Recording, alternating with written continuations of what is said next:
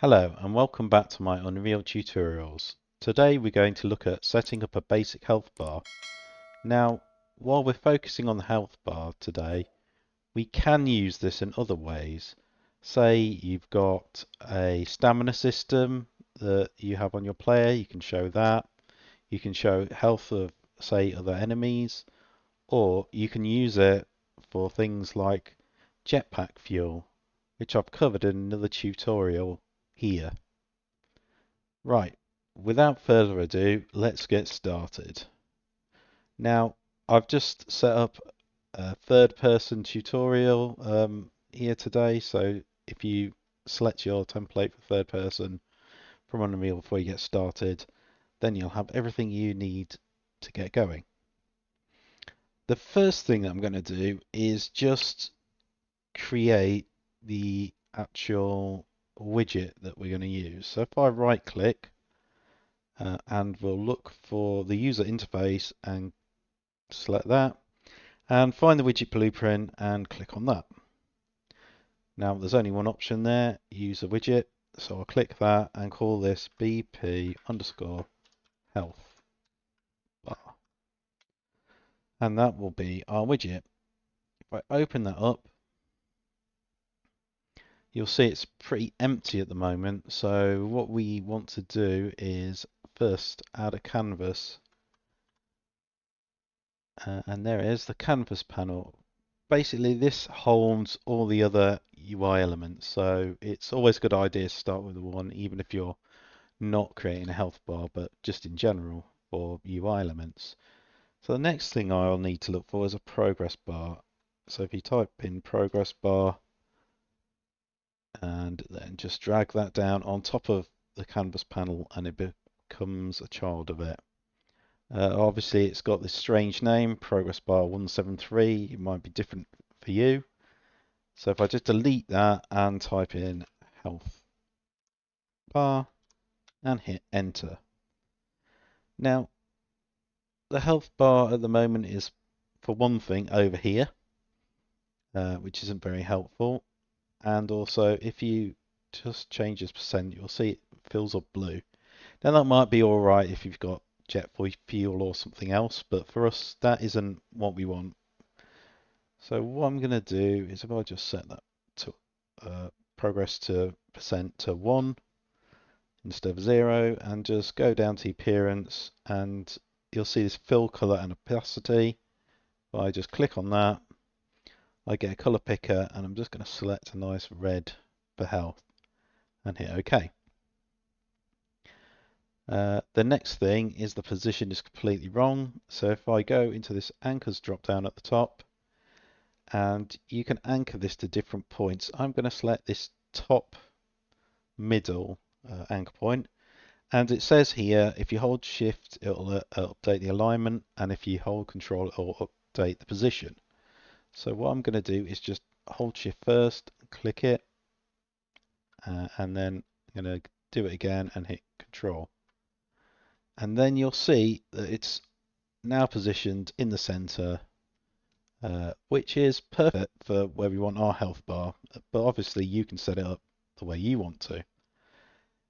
Now, I'm just going to change this position Y and add, say, a 50 unit buffer. So that'll just make the health bar not appear directly at the top of the screen. There'll be a bit of a buffer around it there. And the next thing I'm going to do is just change this size X to be about 600. And that makes the bar much longer. So imagine that's your whole screen, that the bar is going to be here. I'm also going to adjust the size Y slightly to be 50. And that'll make a nice progress bar, health bar for you. Now, everything else I think is okay for the moment. So I'm going to compile that and save it. And I'll just leave it docked for the moment because we will need to come back to this later on. So, but for now, that's fine. Now, what I'm going to do is just go back into third person level. And I think the first thing I'm going to do next is to add a way to damage the player. So if I just go into my third person folder and then blueprints, I'm going to create a new blueprint here. Now what this is going to do is it's going to be a way to be able to damage the player so we can see that the health bar is working the way it should be. If I right click and look for the blueprint class, select it, then actor, and I'm going to create a BP underscore damage zone.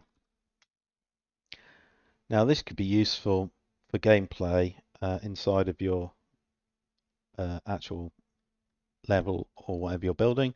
So if I open that up and I've got the BP damage zone that I've just created here under components, and if I hit add, I can search for a collision, and the type of collision I'm going to go for is a box collision. Even though this says it's a collision,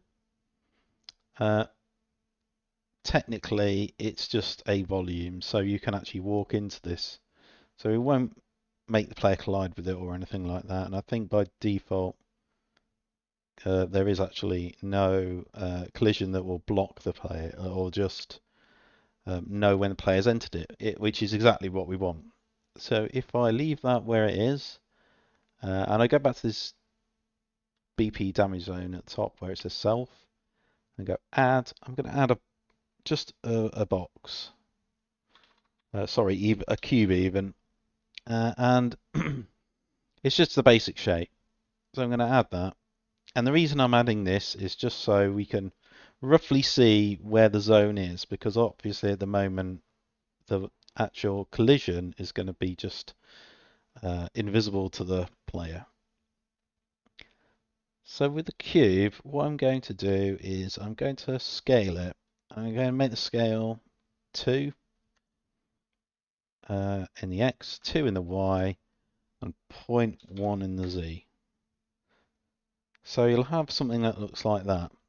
Now you could make this any color or pick a material from the list. I'm just going to leave it as is for now, just for speed, but obviously you can see this in your level. Now the only thing is we've made this cube to say, oh, this is where the boundary is, but actually the box collision is wrong. So if I select the box and just change these box extents to 100, 100, and let's say 200 to cover the height of the player. Actually, I don't need it that big. Let's make that one 100 as well. So if I just push that up, so you'll see that I'm just trying to get this roughly in line with the cube. If I want to, I could make that more accurate, changing the grid snap and just making it 5. And you see, when you step on that, you're going to be inside of that collision.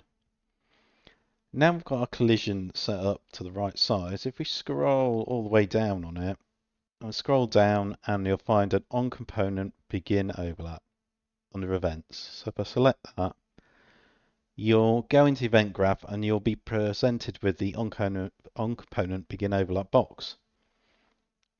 So what we want to do from this is get this other actor and drag out from it, and we want to look for cast to third person character, because we want to check that our third person character is in the box. So now we know that,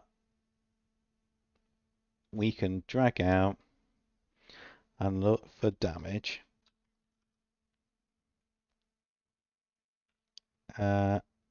And what I'm looking for is the apply damage function. So if I select that, you'll have something that says apply damage. Now, what we need to do is make sure this third person character is connected to the damaged actor, because that's the answer we want to damage. And the base damage is set to a sensible value. Let's say 10. We'll take 10 bits of health away from the player every time they step into it. And with that, we can compile that and save that. Now that's been created, we can just drag it into our level. And I'll just put it down. Oh, well, the player's going to start over there. So let's move that somewhere over there so I can just walk into it easily. Next, we're going to work on our third person character and actually perform the damage check and also send that to our interface. So if I open that, we're now inside our third person character, and what we want to do is set up two new variables. If I click where it says variables down here and add one, we want to change boolean to float, and we want to make this our max health. I'm also going to make this instant editable because you might want to change the health from the front end, from the editor. I'm going to compile that, and I'm going to change the max health value to 100. That's pretty standard for player health. So if I compile that again and save it, we have set up the max health. Now we need to click it again and make a new variable, and we need to change this variable to just be health and compile it, and we'll leave this to 0. Now we're doing this so say your player dies and you want to reset the max health, you can just use this value and you don't have to deal with adjusting the health value directly, which is a bit messy. So what we're going to do is we're going to right click and look for a begin, and we've got our event begin play. So we'll open that and we'll drag out our max health and do a get, and we'll drag out our health and do a set, and I'll connect the begin play to the set, and I'll connect our max health to the health pin of the set. So now we set the max health, we get the max health, which is 100, and set it to be our current health when we start or spawn this player. And that's fine for now. Actually, while we're here, let's drag out and search for create widget and select that. And I'll just change the class to our BP health bar. Now, we need to make this show up. So even though we've created it, it's going to be invisible if you start the game now. I'll just prove that. If I just start, there's no health bar. So now we've got to tell it, well, we need to render this. So if we go from the return value and drag that out, and I'm just going to search for viewport, and you'll find this add to viewport. If you select that now, compile it, and go back in, you'll see the health bar appear. Obviously, it's not going to do anything if I jump down here and no damage is appearing on the bar. So that's what we're going to set up next. So if I just go down here, and actually what I need to do is go over to where it says functions below the event graph on the left hand side, and you'll see this override. If you open that and search for damage, you'll find a couple of different damage types. We're just going to go with any damage because that's what the damage zone uses basically, and we'll select that, and you'll see this event any damage. So we've got damage value here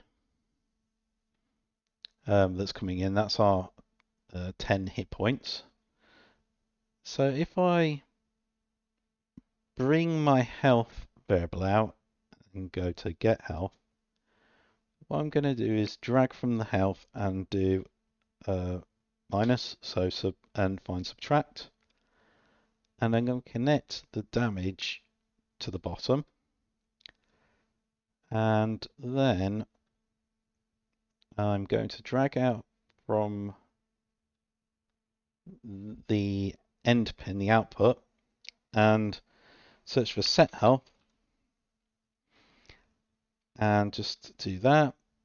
And so you can now see when we receive damage, we're going to use our current health and subtract from it and set this as our new health value. So I think that's all we need to do for our third person character now. So the only thing we need to do now is actually make the health bar do something when you get hit. So if I go back to our BP health bar, which is my widget, what we've got to look for here, if I just, oh sorry, I've got the canvas panel selected at the moment. So if I go back into the health bar, and remember this progress that I was fiddling with and showing you that that's how change between one and the other. On the end here is I don't even know how to describe it, but basically an icon. It looks like two C's touching. And if I click that and select create binding, it will take you into basically a function, blueprint function. And this return value will adjust how much of the bar gets shown. So I drag that out a bit just to get a bit more space. Now what I need to do is I need to right click and search for get player. We don't want pawn, we want character. So get player character, we want player index 0, and we want to get return value. And then we want to cast to third person character. So basically this gets whatever character exists, and this cast checks it's our third person character that we've got over here and has the health in. So if I just connect those up, and then from as a BP third person character, I drag out and look for health. I'm going to go do get health. Now the only other thing I need to do is drag out and select divide and divide by 100. Now the reason is that at the moment this value is going from 0 to 100 basically, and we need it to go 0 to 1. So every time we get damage, it's actually, if we got 1 hit point, we would change that to 0.9, another one 0.8, so on and so on.